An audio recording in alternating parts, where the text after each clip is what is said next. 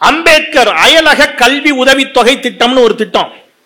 பட்டியல் சமூக மாணவர்கள் வெளிநாடுகளில் இருக்கக்கூடிய பல்கலைக்கழகங்களில் படிக்கணும், அவங்களுக்கு வாய்ப்பு கிடையாது.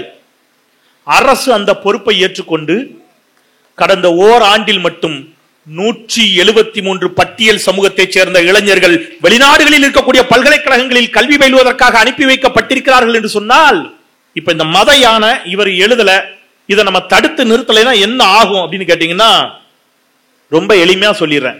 நீங்க சினிமா காட்சி மாதிரி நான் ஒரு காட்சி சொல்றேன்.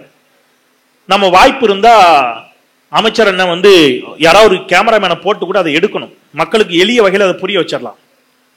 நீங்க சென்னைக்கு போங்க அல்லது திருப்பூர் போங்க, திருப்பூர் ரயில் நிலையத்தில் ஒரு மணி நேரம் கேமரா வைங்க, நீங்களும் அங்க உட்கார்ந்து பாருங்க, அல்லது சென்னை ரயில் நிலையத்தில் உட்கார்ந்து பாருங்க.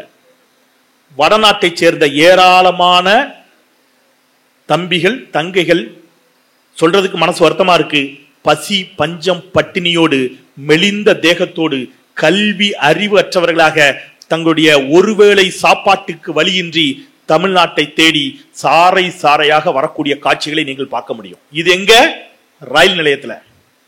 அப்படியே கட் பண்ணி கேமரா அப்படியே சென்னை ஏர்போர்ட் பக்கம் திருப்புங்க.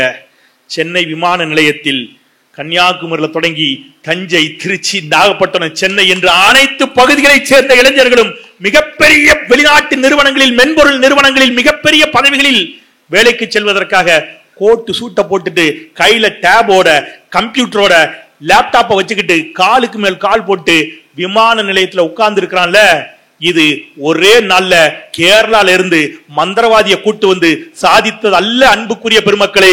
இது அரை நூற்றாண்டு கால திராவிட கட்சிகளுடைய மாபெரும் சாதனை.